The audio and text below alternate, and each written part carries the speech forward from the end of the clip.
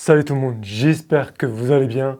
Bienvenue dans cette nouvelle vidéo. Et enfin, on peut clôturer cette année avec la FAQ. Ça fait un moment que j'en parle. Et c'est vrai que j'ai reçu quand même pas mal de questions. Je ne m'attendais pas à autant de questions, notamment sur Instagram, mais aussi sur YouTube et aussi par message privé. Je vais faire un point un peu plus global sur ça. Et comme les fêtes arrivent, je vais vous donner quelques petits produits qui peuvent être vraiment sympas à offrir pour Noël, si jamais vous connaissez un survivaliste dans votre entourage. Donc déjà, merci d'avoir été aussi nombreux sur Instagram à me laisser vos commentaires, vos messages, vos questions et vos retours. D'ailleurs, si vous ne me suivez pas encore sur Instagram, n'hésitez pas à y faire un petit tour, ça ferait vraiment plaisir. Et comme ça, c'est aussi un peu plus simple pour dialoguer ensemble. Voilà, donc on va tout de suite entrer dans le vif du sujet. J'ai gardé une bonne dizaine de questions. Alors, première question, sur mes vidéos, je porte une montre et quelle est sa spécificité? Donc c'est vrai que j'ai cette montre souvent sur moi, mais c'est pas la seule que j'utilise.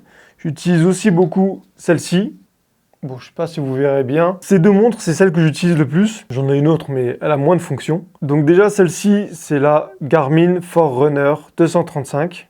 Donc c'est une montre connectée. Ça, c'est vraiment pratique quand tu es en trek et que tu veux pas sortir ton téléphone pour voir les messages. Tu regardes sur ta montre, comme ça, tu vois ce qu'on t'écrit. Par exemple, quand on fait des treks organisés avec des checkpoints, l'organisateur vous envoie les informations par SMS, et au lieu de sortir votre téléphone, surtout s'il pleut ou qu'il y a un intempérie, et que vous avez des bâtons en main, ou que vous devez avoir une carte, une boussole, voilà, c'est toujours mieux de regarder sur sa montre les informations qu'on vous envoie depuis le poste de contrôle. On vous dit, voilà, attention, tel et tel s'est cassé la gueule, stop à la course, il y a des animaux sur le chemin, voilà. Ça vous donne toutes les informations, vous les lisez en temps réel, donc vous n'êtes pas emmerdé avec votre téléphone. Ensuite, ça vous prend le rythme cardiaque. C'est assez précis, mine de rien. Ça vous donne le nombre de pas que vous faites, ça vous donne le kilométrage que vous faites, ça vous donne l'itinéraire que vous parcourez. Ça donne beaucoup d'informations d'un point de vue sport, on va dire, parce que c'est fait pour le run. Et en plus, après, si vous allez sur l'application, vous avez un résumé de tout ce que vous avez fait, tous les moments de pause, tous les moments d'accélération, le rythme cardiaque à ce moment-là, le parcours entier que vous avez fait, vous allez l'avoir sur la map. Donc c'est vraiment très intéressant pour suivre ce que vous faites. Et en même temps, c'est super pratique pour lire du coup les messages de la vigie. Et ensuite, du coup, j'ai celle-ci. Ça, c'est ma Casio. Celle-là, ça fait 15 ans que je l'ai. Et j'ai changé la pile 2 fois en 15 ans. Et elle m'a jamais lâché. J'ai changé juste le bracelet une fois. D'ailleurs, celui-là, il commence un petit peu à faire la gueule. Mais cette Casio, c'est la SGW300H. Vous pouvez plonger à 100 mètres avec. Elle a altimètre, baromètre, thermomètre. En gros, ça vous dit si le temps va changer, s'il va pleuvoir ou non. Ça vous dit à quelle altitude vous êtes. Et ça vous donne le degré, les degrés qu'il fait. C'est vraiment super pratique. Alors par contre, si jamais vous voulez acheter une montre comme ça, avec le thermomètre dessus, ne regardez jamais le thermomètre en ayant la montre sur votre poignet. Vous l'enlevez, vous la laissez quelque part et vous attendez. Parce que la chaleur de votre corps va fausser le résultat. Voilà, et aujourd'hui, elle fait toujours le taf. Hein. Voilà, la Casio, la Forerunner, celle-là, je crois qu'elle était à 250 €. Mais celle-là, elle était à 60 € quand elle est sortie. Hein, donc c'est vraiment pas cher. Et vous voyez, pour 60 €, vous avez une montre qui dure 15 ans. C'est quoi cette bande métallique? Bande d'Attel. Ah oui. Voilà, cette bande-là, dont je vous ai parlé dans plusieurs vidéos, donc j'avais dit que c'était une Attel. Certains m'ont dit, ouais, ça peut pas tenir, c'est en plastique. Et puis, c'est peut-être pas assez solide pour tenir un bras. Mais je vous garantis que ça, c'est du costaud. En fait, je pense que c'est une plaque d'aluminium. Hein. Ça prend la forme que vous voulez. Vous le modelez un petit peu comme ça. Vous mettez votre bras dedans. Voilà, ça tient, c'est solide. C'est du costaud, hein. Et il y a plusieurs tailles différentes. Vous pouvez en acheter de cette taille-là comme beaucoup plus large, un peu plus long. Et il y en a même pour les doigts. Je vous mettrai le lien dans la description, comme ça vous voyez un peu plus près. Mais c'est vrai que c'est très pratique. Et en plus, ce qui est bien avec ça, c'est que tu peux le plier. Ça rentre dans une poche sans problème. Donc voilà, Michael, si jamais tu veux quelque chose pour te protéger les bras, si jamais tu te casses un bras, pense à acheter ça. Ça évite les galères parce que fabriquer une attelle en bois avec de la ficelle, c'est bien, mais ça demande du travail, ça demande de confectionner quelque chose. Tandis que ça, c'est très rapide, tu le sors, tu le déplies, tu l'arrondis, tu le mets sur la jambe, tu sangles et ça suffit. Ça évite de perdre son temps et surtout que si vous êtes blessé, le temps c'est précieux. Je vous ai montré une vidéo où on fabriquait une attelle avec du bois. Ça peut être toujours utile si jamais vous n'avez pas ça. Alors là, j'ai une question, c'est du masterclass. Comment je vais faire lors du nouvel ordre mondial qui va s'étendre dans le monde entier? Je pense avoir compris ta question. Non, parce que là, c'est tourné d'une manière où tu as l'impression qu'il y a l'étoile noire qui va arriver, tu as les Stormtroopers qui vont débarquer et tu vas vite devoir monter dans ton X-Wing T-70 pour te casser, pour affronter l'Empire. Mais j'ai compris ta question. Donc je pense que tu veux savoir si je suis prêt en cas d'effondrement. Alors sachez tout d'abord, comme ça vous serez fixé, que je ne m'attends pas à un effondrement. Je suis assez optimiste. Je pense que on est quand même dans un monde civilisé, malgré tout. Certes, il y a de l'inégalité. Certes, il y a des gros problèmes d'un point de vue politique et d'un point de vue structurel de la société aujourd'hui. Mais de là à se dire que tout va s'effondrer et qu'on va devoir faire des milices, des groupes de résistants avec différents clans, je pense qu'on n'en est pas encore là. Et je pense qu'il y aura toujours quelqu'un pour essayer d'adoucir les choses, calmer les choses. Certes, il y aura toujours quelqu'un pour foutre la merde. On l'a vu là récemment et on le voit encore. Donc forcément, ça fera du conflit dans les rues. Forcément, il va y avoir de la casse, il va y avoir des blessés, il va y avoir des morts. Mais on n'est pas encore en état de guerre civile. Et je pense que la majorité des gens sont quand même mesurés, sont quand même réfléchis, sont quand même un minimum intelligents et ils ne se laissent pas porter par la haine, bien que parfois tu as envie quand tu vois tout ce qui se passe. Mais il faut savoir aussi se dire, ok, la merde est autour de nous, on n'est pas là pour l'accumuler, on n'est pas là pour l'amplifier, on a une vision des choses différente de ce qui se passe au gouvernement, mais est-ce que tout va changer? Est-ce que je vais devoir faire mon pactage? Est-ce que je vais devoir partir en forêt ou dans un bunker, ou me confiner chez moi avec tous mes vivres? Je pense qu'il faut quand même rester un petit peu lucide. Même si je trouve ça super bien de s'équiper, de se préparer, d'anticiper, il vaut mieux le faire pour rien que de ne pas le faire. Et si le jour où ça arrive, vous vous retrouvez dans la merde. Donc les gens qui se préparent, libre à eux de le faire, tant mieux. Je trouve ça passionnant parce que c'est des gens qui ont des idées, c'est des gens qui ont, on va dire, une certaine logique des choses, une certaine ouverture d'esprit, une certaine imagination qui fait qu'ils sont riches de quelque chose. Parce que les gens qui s'affalent dans leur canapé, qui se disent « Oh, je me laisse faire. Oh, on va encore perdre de l'argent sur notre paye. C'est comme ça, c'est comme ça, c'est comme ça. Tant pis, moi je ferai rien, je vais continuer mon truc. » Je trouve ça un petit peu facile et ça manque de vie. Je préfère voir quelqu'un qui se dit allez, on se prépare, on fait ça, on fait un sac, on apprend des choses, on se cultive, on apprend, on lit les livres, on lit sur l'herboristerie, sur la nature, sur les traces, sur les animaux, comment secourir quelqu'un, comment fabriquer une échelle, comment éteindre un feu, plein de choses qui peuvent être très utiles, on s'enrichit de choses, de savoirs qui peuvent être utiles dans un moment où on en aura peut-être besoin. Je préfère voir ça parce que ça anime une vie, même si au final il va rien se passer, plutôt que voir des gens qui subissent.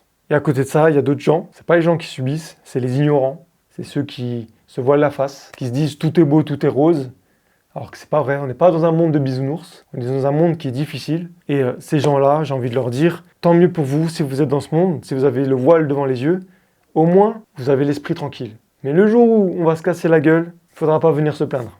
Et pour tous ceux qui se préparent et qui s'équipent, je vous demande juste une chose, soyez ouverts d'esprit, soyez indulgents.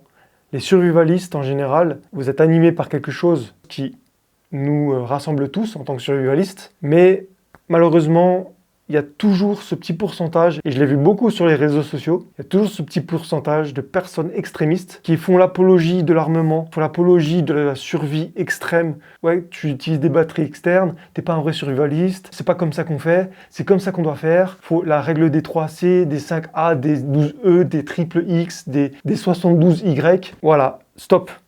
On est des survivalistes. Moi en tout cas, je suis survivaliste. Je ne me prépare pas à un effondrement, mais j'ai beaucoup d'équipements pour vous montrer les choses, mais si maintenant quelqu'un fait autrement que moi, eh ben tant mieux. Libre à lui de le faire comme ça. La survie, il n'y a pas de règles. J'ai préparé une vidéo là-dessus, on va en parler prochainement, et vous verrez qu'il y a beaucoup de choses où il faudra un petit peu lever le pied. Voilà, donc soyez indulgents, soyez ouverts d'esprit, arrêtez la critique envers les gens qui ne font pas comme vous. Chacun est libre de faire comme il veut, chacun est libre d'utiliser les accessoires, les outils, les façons de faire qu'il veut. Il n'y a pas de règle définie. À partir du moment où les gens peuvent survivre avec leurs moyens, ils ont réussi déjà quelque chose. Voilà, je ferme la parenthèse. Donc pour moi, il n'y aura pas d'effondrement prochainement. Pour moi, il y aura toujours des gens intelligents qui vont pouvoir rediriger les choses avec de meilleures solutions. Heureusement, rien n'est éternel, que ce soit au niveau politique, que ce soit au niveau règles ou même sur les idées. On évolue toujours, on change beaucoup. Maintenant, il faut juste réussir à faire abstraction de tout ça, ne pas se laisser submerger par la haine et avancer, toujours avancer. Faites votre passion, faites vos activités, apprenez des choses et ne vous laissez pas noyer dans la haine et dans toutes les merdes qui se passent autour de nous, parce que sinon vous leur donnez raison et vous avez déjà perdu. Voilà, donc pas d'effondrement prévu. Zlata Mercedes, et t'inquiète pas, si jamais il y avait quelque chose, j'ai pas mal d'acquis et j'ai beaucoup d'accessoires pour survivre. Ensuite, question suivante, pourquoi pas commercialiser une casquette avec mon logo? Alors je vais répondre très simplement, c'est tout con, j'ai pas encore assez de notoriété, j'ai pas encore assez de vues, je suis pas assez connu pour commercialiser quelque chose, du textile à mon nom, parce que ce serait un flop, tout simplement. Je ne veux pas aller vendre des casquettes Johan Skoggen si il n'y a que 20 personnes que ça peut intéresser. Voilà, ça lancerait un commerce qui ne serait pas très fructueux pour moi. Donc voilà. Pour l'instant, j'ai mes t-shirts à moi, Johan Skoggen. Bon, celui-là, on ne voit pas trop. Je ne sais pas si on voit dans le dos. Voilà, j'ai pas mal de t-shirts, de pulls Johan Skoggen.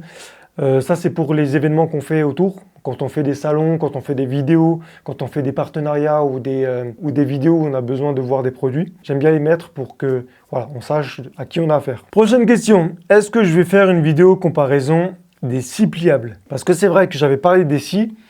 En fait, la scie, elle est beau dans beaucoup de vidéos. Et mon ancienne scie, elle a simplement explosé. Le bout de la scie a complètement explosé. Depuis, j'en ai racheté une. Mais j'en ai racheté une, voilà, basique. Je me suis pas énervé dessus, j'ai testé. Je voulais pas mettre trop d'argent dedans parce que je sais pas encore ce que je veux en finale en scie. Donc là, j'ai pris la Zen Gear, qui est très utile. J'ai déjà utilisé dans la vidéo des machettes. Et franchement, elle fait le taf, elle scie très bien. Mais c'est vrai que celle-ci, elle était dingue. Niveau coupe, elle était vraiment dingue. Le petit inconvénient avec celle-ci, c'est que quand elle ferme, vu qu'elle est bien incurvée, la lame, elle laisse un petit peu ouverte là. Et quand tu mets les doigts dedans, ça peut vite te blesser. Et puis voilà, faut bien viser pour la mettre bien dans le manche. Celle-ci, à contrario, elle rentre bien dans le manche. Elle n'a pas de sortie là de lame. Donc c'est vraiment sécu. Mais par contre, la lame peut s'ouvrir à tout moment, quoi. Et le petit bouton là, il est très fragile, j'ai l'impression. Il part un peu dans tous les sens. Pour moi, c'est pas très fiable, c'est pas très solide. Donc pour l'instant, je tâte le terrain. Donc je vais prochainement racheter une scie, je pense, un peu plus costaud. Pourquoi pas faire une vidéo comparaison de scie? Ouais, ça peut être sympa. Surtout que c'est un élément fondamental, c'est un élément ultra important. Et pour ceux qui disent que la scie n'est pas utile dans le milieu urbain, vous avez rien compris. Parce qu'une scie dans le milieu urbain, c'est juste ultra utile. Un exemple tout con, si vous avez besoin de planches pour fabriquer un petit abri, une niche, un petit support de protection, vous n'allez pas le faire avec la hache, vous allez le faire avec la scie. Un tube en PVC, c'est parfait pour couper. Bref, une scie dans le milieu urbain, c'est vachement utile. Quelle vidéo j'ai préféré faire? Alors pour moi, la vidéo la plus intéressante, alors quand je dis la meilleure, pour moi c'est la vidéo qui a été la plus sympa à tourner. C'est pas la vidéo la plus aboutie ou la plus belle ou la plus constructive. Voilà, c'est vraiment celle que j'ai préféré tourner. Je dirais, il y en a tellement. Je commence à en avoir beaucoup. J'ai bien aimé faire la cabane dans les arbres. C'était avec Alex, mon cadreur de l'époque. C'était assez sympa parce qu'on faisait vraiment comme des gamins, on faisait une cabane dans les arbres, donc ça nous ramenait un petit peu à notre enfance. Je pense que la meilleure, ça doit être la survie urbaine, le déplacement de nuit, où on est parti en pleine nuit faire un tour de quartier pour éviter les caméras, éviter de se faire repérer. Donc on y était en mode furtif, tout en noir, en pleine nuit, à courir dans les rues, se faufiler entre les voitures, se cacher derrière les murs. Je pense que c'est celle-là ma vidéo préférée parce qu'on a vraiment beaucoup rigolé. Et à la fin, si vous regardez la vidéo, je vous conseille vraiment d'aller la voir, elle est vraiment sympa. À la fin, on s'est retrouvés au milieu d'un rond-point, dans les feuillages, allongés dans les ronces, et on voyait les voitures tourner autour de nous. Et on se disait toujours, putain, si celle-là, elle met les feux sur nous, elle va nous capter. Du coup, on s'enfonçait dans les feuillages, on était allongés comme ça, comme deux blaireaux au milieu d'un rond-point. Pour moi, c'est la meilleure, ouais. Si jamais vous voulez la voir, c'est Survie urbaine, les déplacements de nuit. Ensuite, quel type d'alimentation est le mieux pour la survie? Donc j'ai fait une vidéo sur l'alimentation séchée, donc tout ce qui est produits séchés, desséchés. Ça, c'est vraiment le top si vous voulez partir loin et longtemps, mais par contre, ça va être très cher. Si vous voulez partir genre une semaine avec que de la nourriture sèche, là, vous en aurez facilement pour 200 balles. Les rations de survie, c'est bien, mais je trouve ça un peu pauvre. C'est pas forcément super bon. Et puis, ça prend quand même un petit peu de place. Je pense qu'il y a 3 fondamentaux dans la nourriture. Les séchés, les rations de survie et le casse-croûte préparé à l'avance. Je pense que pour moi, les séchés, c'est quand même le mieux pour du long terme. C'est facile à cuire, c'est rapide, ça vous épargne beaucoup d'énergie. C'est riche, c'est très très bon. Moi, j'ai adoré les repas desséchés dans la dernière vidéo où on a testé tout ça. Mais comme dit, il faut le budget qui va avec.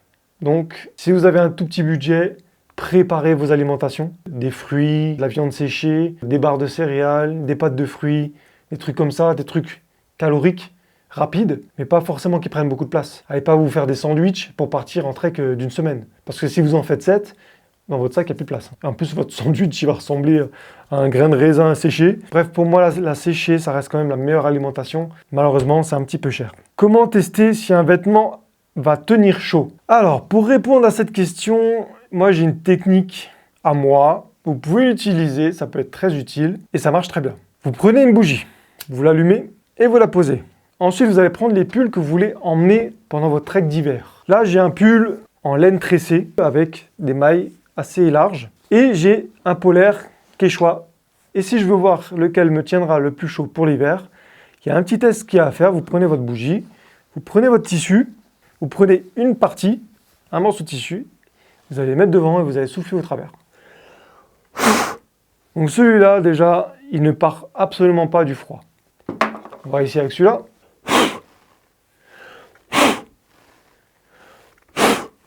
Là, j'ai mis un peu plus de souffle. Donc là, vous savez que celui-ci tient très chaud. On va y aller un peu plus doucement.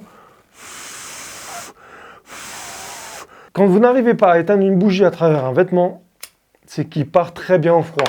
Donc faites ça avec plusieurs pulls. Vous les testez les uns après les autres. Au bout d'un moment, quand la flamme ne va plus du tout bouger, c'est que vous avez trouvé le pull idéal. Et là, vous saurez déjà qu'il part au vent. Donc ça, c'est vraiment pour le vent. Ensuite, si vous voulez savoir s'il tient plus chaud qu'un autre, s'il n'y a pas de vent, vous prenez un pack de glace, vous mettez votre tissu sur la main et vous le posez. Et vous comptez 1, 2, 3, 4, 5, avant de sentir vraiment le froid de la glace. Tandis que si je prends mon autre pull, 1, 2, 3, et celui-ci, il met un peu plus de temps à se refroidir que le polaire. Ce qui veut dire que celui-ci, s'il n'y a aucun vent, me tiendra plus chaud qu'un polaire. Mais à partir du moment où il y aura du vent, c'est le polaire qui me tiendra le plus chaud. Donc c'est comme ça que vous saurez comment vous habiller. Si vous savez qu'il va y avoir du vent, vous prenez le polaire. Si vous savez qu'il n'y aura pas de vent, mais qu'il fera la même température, vous prendrez celui-là. Voilà, c'est des petits tests comme ça que je fais pour voir qui sera le plus utile selon le temps qu'il fera. Et c'est pareil pour la chaleur, pour voir si un produit respire mieux. Vous soufflez au travers, ça éteint la bougie. Donc vous savez que c'est quelque chose à mettre s'il fait très chaud. Si vous soufflez et que vous n'arrivez pas à éteindre la bougie, c'est que vous allez avoir très chaud en dessous. Voilà. Penses-tu qu'il y aura un effondrement ou une autre catastrophe qui nous pousse à faire du survivalisme? Du coup, j'ai répondu tout à l'heure brièvement à ça. Je ne pense pas qu'il y aura d'effondrement, on va dire politique, ou un soulèvement au sein de la France. Mais autre chose, oui, je pense qu'il peut arriver quelque chose. Alors ça va peut-être surprendre, mais je pense qu'on peut aller se faire flasher par une éruption solaire. Il est tout à fait possible qu'un jour on ait une éruption solaire qui fasse que tout s'éteigne, plus d'électricité, plus de réseau, plus rien, dans le noir total. Mais je pense que ce serait temporaire. Donc pas d'inquiétude si jamais un jour ça arrive. Ça va durer que quelques jours, peut-être quelques semaines, le temps que tout se mette en place. Après, il faut voir aussi d'un point de vue des centrales nucléaires si elles peuvent rester autonomes assez longtemps. Voilà, c'est compliqué à dire comme ça, mais s'il y avait une éruption solaire, je pense que ça nous mettrait dans le chaos total pendant un petit moment. Et je pense aussi que ça révélerait certaines choses qui seraient intéressantes. C'est la cohésion et le partage entre les gens. Parce que si maintenant tout venait à s'éteindre et qu'on n'avait plus d'accès à l'extérieur avec les écrans, avec Internet, on sera obligé de sortir. On ne pourra plus appeler, on ne pourra plus regarder Internet. Tous les écrans ne nous serviraient plus à rien. On sortirait, on irait voir nos voisins, on irait voir nos familles, on créerait des groupes, on s'aiderait entre nous. Je pense que ça créerait beaucoup de complicité avec les gens. Et d'un côté, il y a toujours cette minorité qui foutra la merde, qu'on ne peut pas enlever. Mais bon, ça, ce sera toujours et partout. Ensuite, qu'est-ce qui fait selon toi une bonne tenue de survivaliste? Que conseilles-tu et déconseilles-tu? Alors, une bonne tenue de survivaliste, je pense que c'est une tenue avant tout qui est résistante, donc un tissu très résistant. Ça reste un peu léger, mais ça tient quand même assez bien. Les pantalons de treillis sont très résistants. Donc je pense que le treillis est un bon pantalon de survie. Après, pour ce qui est du camouflage, si vous êtes en forêt centre-Europe, ok. Mais si vous êtes en zone urbaine, le treillis, ça va pas être très camo. Donc je pense qu'il faudra 2 vêtements différents ou un vêtement qui puisse faire les deux. En termes de couleur, quelque chose de très fade, de très passe-partout comme du gris pour la zone urbaine. Et puis en forêt, du kaki. Pas besoin d'acheter un treillis, mais au moins avoir un pantalon de ce type-là, d'un point de vue textile, et une veste passe-partout. Pas forcément du militaire, hein, je mets rarement du militaire en veste. Je mets surtout des vestes un peu kaki, olive comme ça pour que ça passe partout. Et en plus, c'est très solide, ça couvre bien du vent. Donc pour moi, une veste de survivaliste, c'est avant tout une veste résistante, passe partout et qui tient chaud. Donc voilà, pour ce qui est des vêtements, je pense que tout le monde peut faire ses vêtements style survie, selon ce qu'ils aiment mettre. Hein. Forcément, tout le monde ne va pas aimer mettre du treillis, tout le monde ne va pas aimer mettre du jean ou du pantalon de forêt. Chacun est libre de mettre ce qu'il veut. Maintenant, s'ils veulent quelque chose qui va durer dans le temps, il faudra quelque chose de très solide. Donc, un textile vraiment de bonne qualité. Ensuite, vu que la vidéo va faire 8 jours, je vais plutôt faire un condensé. Je vais enlever pas mal de questions, je vais en garder 2-3. Et puis comme ça, on va clôturer ça et je vous montrerai aussi en fin de vidéo, du coup, les cadeaux que je vous conseille pour les fêtes. Quel sac conseilles-tu? La marque, le genre? C'est simple, il y a les 2 solutions possibles. Soit vous voulez un sac passe-partout, simple et résistant, soit vous voulez plutôt du militaria, quelque chose de tactique, où vous pouvez accrocher des sacoches dessus. Et du coup, c'est pas du tout le même monde. Pour ce qui est du sac survie, vous pouvez très bien prendre des sacs de ce type-là, style randonnée, très confortable à porter, pas mal de capacité de rangement. Hein, on est sur du 50-60 litres, là on est sur un 60 litres. Ça suffit largement pour faire des grandes expéditions, des voyages de plusieurs jours, de plusieurs semaines. Ranger son bivouac, ranger sa popote, ses outils. Bon, c'est sûr que d'un point de vue résistance, il est costaud pour ce que j'en fais avec, parce que je pars faire des treks avec. Mais si maintenant on va aller commencer à crapahuter, passer des barbelés, escalader des murs et tout ça, j'ai peur qu'avec le temps les coutures elles pètent, ou même qu'ils se déchirent en plein milieu là, parce que c'est quand même vachement fin, même si c'est bien imperméable, même si c'est quand même résistant, c'est quand même super fin, donc ça peut vite être transpercé. Pour de la survie, si vous cherchez plutôt du urbain, je vous conseille quand même beaucoup plus les sacs tactiques ou sacs militaires. Donc on ira plus sur ce genre de sac qui est vraiment très résistant. Là, franchement, pour le percer, celui-là, il faut y aller. Bon, c'est un tan, donc forcément pour du urbain, ça peut passer encore, bien qu'il ne soit pas assez gris. Mais s'il est sali, s'il est bien sale, on le confond dans l'urbain. Hein. Après, pour ce qui est de la forêt, il va falloir casser les courbes, il va falloir casser la texture, le côté uniforme du sac. C'est ça qui est bien avec ce genre de sac, c'est que vous pouvez y mettre des branches à l'intérieur, dans tous les sens, et vite le poser, et il est confondu avec un buisson ou un petit arbuste. Donc ça peut être pas mal pour le tactique. Maintenant, si vous voulez accrocher toutes vos poches dessus et rajouter du matériel, il va falloir faire en sorte que ce ne soit pas trop visible. Mais pour de la survie, je pense que les sacs militaires sont quand même une très bonne référence, très résistants, puis ils sont assez discrets, donc c'est vraiment bien. Et puis en plus, on peut accrocher tellement de poches dessus, donc c'est top. De toute façon, ça a été étudié pour ça. Hein. À la base, le militaire qui part en OPEX, il part avec un sac qui est censé ne pas être repéré par l'ennemi, être polyvalent, pouvoir mettre beaucoup de choses dessus, très résistant. Après, le tan, c'est sûr que c'est plus pour les pays secs, arides, Afghanistan, Liban, tout ce bordel, Irak. Mais voilà, pour tout ce qui est centre-Europe, il faudra prendre plutôt du couleur olive ou kaki, donc comme celui-ci. Et là, vous aurez un sac vraiment très efficace. Par contre, si vous prenez cette couleur et que vous voulez faire du urbain, ça va être plus compliqué d'être discret. Hein. Là, il faudra plus quelque chose de gris, quoi. J'ai un autre sac là que je peux vous montrer. J'ai ce sac-là que j'ai acheté à Decathlon il y a peut-être 10 ans, qui m'avait coûté 10 € ou 15 €, je sais plus. Mais je trouve que ça, c'est vraiment un bon sac pour la survie urbaine parce que il est gris, quasiment gris, hein, vert gris comme ça. Du coup, il n'est pas du tout repérable en milieu urbain. Et en plus, on le voit pas trop là, mais vous voyez, il est quand même assez résistant. Donc il peut, voilà, Il peut prendre des branches, il peut prendre des arbustes, ça, il n'y a pas de problème. Donc voilà, un petit sac comme ça suffit largement. En plus, il m'a coûté 15 balles, donc pas besoin de mettre une somme astronomique dans un sac de survie. Si vous avez des trucs comme ça, ça suffit largement. Après, le seul truc, c'est qu'il faut éviter tout ce qui est plastique dessus. Là, vous voyez, il y a du plastique. Là, il y a du plastique. Tout ce qui est en plastique, là, il va falloir le virer ou mettre du scotch par-dessus. Voilà, pour le sac, je conseille plutôt du Militaria. C'est valeur sûre, c'est du costaud. En tout cas, pour la survie urbaine. Après, c'est toujours pareil. Peu importe ce que vous allez faire, un sac qui est excellent dans le milieu urbain ne sera pas forcément bon dans la forêt et inversement. Trouver le juste milieu, c'est pas toujours évident, mais on essaie de s'en rapprocher au plus. Où trouves-tu tout ton matériel? Ça, c'est une bonne question. La plupart du temps, j'achète sur des petites boutiques de survie.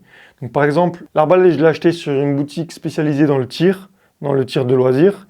Les machettes, je les ai achetées sur une boutique de couteaux. Cet arc-là, il vient de AliExpress. La pelle, elle vient d'un surplus militaire. Les jumelles, c'est pareil. La hache, elle vient de Mano Mano. Les frontales, je les ai achetées sur une boutique de sport. Les Salomon, elles viennent d'un magasin spécialisé dans le vêtement de randonnée, de trek et tout ça. Les scies, elles viennent d'Amazon. La ficelle, je la trouve souvent dans les magasins. Je vais dans le rayon bricolage. Les couteaux, ils viennent tous de magasins spécialisés dans les couteaux. Il n'y en a pas un que j'ai acheté sur Amazon. Les radios, elles viennent de AliExpress, je crois. Le GPS Garmin, il vient de la boutique Garmin. Et tout ce qui est sac militaire, je les ai encore de mon contingent quand j'étais à l'armée. Donc j'ai gardé pas mal de choses, comme mon chapeau de brousse, comme certains sacs, comme des rangers, comme mon treillis militaire. Voilà, j'ai tout gardé de l'armée, comme ça peut m'être tout le temps utile. Et les tentes, elles sont achetées sur des boutiques spécialisées pour le bivouac, sauf la blanche, la Fresh and Black qui vient de Decathlon. Enfin voilà, en général, les produits, je les achète toujours dans leur milieu. Quand je cherche un produit spécifique, je tape sur Google, je regarde un petit peu les boutiques qui sont autour. Et quand c'est des boutiques un peu privées, j'aime bien acheter là-dessus. Et en plus, ça a une meilleure éthique que sur Amazon où voilà, vous savez comment ça fonctionne avec Amazon. Mais bon, parfois, on n'a pas le choix. Hein. Il y a certains outils, il y a certains accessoires que j'ai pas le choix de les acheter sur Amazon parce que j'ai des vidéos prévues rapidement. Donc, il faut que ça aille vite, il faut que ce soit envoyé vite. Et en plus, parfois, il faut que j'en achète 2, 3, 4. Donc ça revient vite très cher. Malheureusement, Amazon reste quand même la solution la plus pratique pour tout ça. Ensuite, je vais regrouper 2-3 questions qui m'ont été données sur Instagram. On m'a demandé ce que je préconisais pour les bivouacs, pour les sorties en hiver. Alors c'est pareil, ça dépend de beaucoup de choses. Ça dépend où tu vas, ça dépend dans quel milieu, le temps qu'il fait, l'humidité, la chaleur. Je ne pourrais pas vous répondre comme ça. En tout cas, si vous partez dans un endroit où il fait froid, où il fait humide, donc moi ce que je conseille, c'est d'emmener déjà une bâche bien épaisse. Donc celle-ci, c'est une bâche de 280 grammes au mètre. Donc je vous conseille vraiment ce genre de bâche parce qu'elle est ultra résistante. Vous pouvez y aller. Donc vous prenez cette bâche, vous la mettez au sol et ensuite vous posez votre tente par-dessus. Pourquoi? Parce que tout simplement, l'humidité qu'il y a au sol, dans la terre, va remonter pendant la nuit et vous refroidir le corps. Donc ça, il n'y a rien de pire pour que vous ayez froid pendant la nuit. Donc faites barrage à ça. Mettez une excellente bâche de protection entre vous et le sol. Vous mettez votre tente par-dessus et ensuite vous mettez un tapis de sol thermique, pas un gonflable, parce que les gonflables, ils tiennent pas assez chaud. Un bon sac de couchage bien chaud. Donc là pareil, il faut investir dans un sac de couchage. Mettez entre 100 et 200 € dans un sac de couchage froid. Donc moins 15 degrés, moins 10 degrés, comme ça vous serez tranquille. Mais essayez vraiment la bâche, vous verrez la différence. Voilà, c'était mon petit conseil pour ce qui est bivouac en extérieur, en milieu froid. Après ça, c'est si on veut faire de la tente, mais vous pouvez aussi le faire en hamac. Donc là, ce sera beaucoup mieux parce que vous n'aurez pas le froid qui vient du sol. Par contre, vous risquez d'avoir le froid qui vient du vent latéral. Donc là, il faudra penser à bâcher les côtés ou vous mettre dans un endroit contre un arbre, quelque part où il n'y a pas beaucoup de vent qui passe, vous couvrir du flanc de la montagne, quelque chose qui vous couvre vraiment du vent. Ça, c'est vraiment très important. Donc, hamac ou tente, c'est à vous de voir. La tente, vous aurez peut-être beaucoup d'affaires. Ça va être plus lourd. En plus, il y a le tapis de sol. Ça va être très encombrant. Il faudra prendre la bâche, le tapis de sol, la tente, le sac de couchage. Tandis que le hamac, vous avez juste un sac avec le hamac. Vous prenez votre tarpe par-dessus et comme ça, vous êtes tranquille. Voilà pour ce qui est des questions. Je vais m'arrêter là parce que sinon ça va durer 8 jours cette vidéo. Je vais vous donner les idées cadeaux pour les survivalistes. Si jamais vous connaissez des gens qui font un peu des treks, des randonnées, des bivouacs ou qui aiment le survivalisme. Pour moi, c'est des cadeaux qui sont bons à faire. Alors, j'ai fait 2 groupes selon les budgets. Alors, en petit budget, entre 10 € et 40 € on va dire. il y a le hamac. Donc moi j'ai celui-ci, hein. C'est un Covacure. Je ne connaissais pas cette marque, mais en tout cas il est très résistant. J'ai déjà fait pas mal de bivouac avec et franchement, il est top. En plus, il y a une moustiquaire dessus, donc c'est vraiment bien. C'est un très beau cadeau. Moi, je vous dis ce qui m'aurait fait plaisir pour Noël, hein. Après, vous faites ce que vous voulez. Ensuite, des livres de survie. Donc, il y a pas mal de livres de survie qui sont très intéressants. Prenez des trucs basiques, hein, pas des trucs un peu plus publicitaires ou liés à une marque. Prenez vraiment quelque chose où il y a quelqu'un qui vous donne son expérience. Par exemple, comme moi, j'ai le livre Survivre avec un couteau de Bob Holtzman. Ça coûte 14,90 €. Et là, vous avez l'essentiel de tout ce qu'il y a à savoir sur le couteau. Comment l'utiliser, de quoi les constituer, quels sont tous les différents couteaux, qu'est-ce qu'on peut faire avec, faire un feu, fabriquer une embarcation, se repérer, fabriquer des outils. Il y a pas mal de vidéos que j'ai fait où je me suis référé à ce qu'il y a écrit dans ce livre. Donc je vous conseille vraiment ce genre de choses. Ensuite, les baofeng, les radios, ça les survivalistes ils adorent. Des radios, ça coûte pas cher du tout. Celle-ci, je crois qu'elle m'a coûté 40 € tout rond. Et franchement, ça fait le taf parce qu'il y a une portée excellente. Après, il faut savoir s'en servir. Il y a pas mal de choses à savoir sur les radios. D'ailleurs, on fera une vidéo dessus. Mais pour moi, ça reste un excellent cadeau. Et ensuite, un cadeau qui passe toujours très bien. Une scie pliable, tout simplement. La scie pliable, c'est l'outil indispensable dans la survie. C'est presque aussi important que le couteau. Ensuite, pour les budgets un peu plus importants, on va partir de 50, 60 € à 200, 300, 400 €. Dans ce qui est moins cher, pour moi, c'est le sac à dos. Sac à dos trek, rando, survie. Voilà. Celui-ci, il a coûté, je crois, 60 €. Voilà, c'est pas très cher et il est très résistant, il est très confortable. Vous pouvez mettre beaucoup d'affaires dedans. Un sac de randonnée, ce sera très très rentable. Parce que c'est quelque chose qui va durer dans le temps. Vous allez l'avoir pour 1, 2, 3, 4 ans, 5 ans. Donc je conseille vraiment un sac comme ça. Après, si c'est quelqu'un qui est passionné de survivalisme, allez pas lui acheter un truc rose turquoise, bonbon, des couleurs vraiment flash parce qu'il va être dégoûté. Achetez vraiment quelque chose de discret. Noir, kaki, olive. Voilà, des trucs qui passent partout en mode survie. Ça fera plaisir. Ensuite, comme j'en ai parlé tout à l'heure, le sac de couchage. Donc là, je vous conseille vraiment de mettre les moyens dedans. C'est un très beau cadeau parce que c'est un cadeau qui réconforte. Quand vous êtes dans votre bivouac, quand vous êtes dans votre tente le soir, que vous avez le froid autour de vous et que vous êtes bien au chaud dans votre sac de couchage, vous serez bien heureux d'avoir reçu ça pour Noël. Donc, si vous voulez offrir un cadeau qui rapporte du confort, je vous conseille vraiment un sac de couchage. Ensuite, après le sac de couchage, un excellent cadeau, ça reste la tente. Une bonne petite tente pour les trekkers, pour les randonneurs. C'est une tente tunnel, donc ça c'est pratique quand on fait des treks et qu'on a besoin juste de se poser la nuit et repartir très vite le lendemain matin pour continuer sa route. Bien sûr, ça a ses limites pour le froid, mais si vous avez un bon sac de couchage avec, ça peut aider. Donc soit une tente tunnel pour quelqu'un qui fait beaucoup de trek et qui veut faire de la distance, soit une tente plus classique, hein, plus lourde, plus grande, où la personne peut se poser tranquillement. Si c'est quelqu'un qui aime bien se poser au bord d'un lac, rester 3-4 jours là-bas avec ses amis, qui veut juste être dans le confort et tout ça, voilà, prenez plutôt une tente comme ça. Moi j'ai la Harpenas 3 Fresh and Black, donc elle fait le taf, franchement j'ai jamais été déçu. Après pour ce qui est du froid, c'est limite. Mais en tout cas pour le chaud, s'il fait vraiment très chaud, ça c'est une excellente tente. Et en dernier, pour les budgets un peu plus grands, je vous conseille le GPS. Donc un GPS pour des trekkers, c'est vraiment génial. Là vous en avez pour 250 € avec celui-ci. C'est le Etrex 32X de chez Garmin, mais vous en avez d'autres un peu moins chers et vous en avez d'autres beaucoup plus chers avec beaucoup plus de fonctions, beaucoup plus polyvalents. Mais voilà, pour moi c'est un excellent cadeau pour un trekker régulier. Voilà, c'est la fin de cette vidéo. J'ai répondu au maximum de questions que je pouvais. Je suis désolé pour les autres, je les mettrai dans une autre FAQ. En tout cas, moi ça m'a fait vraiment plaisir de faire cette vidéo et de répondre à vos questions. On se revoit encore une dernière fois avant le réveillon et après on parlera de tout ce qui va arriver en 2022. Je vous dis à la prochaine pour une nouvelle vidéo. J'espère que ça vous a fait plaisir. Faites attention à vous. Dans la nature, le danger n'est jamais très loin. Allez, ciao.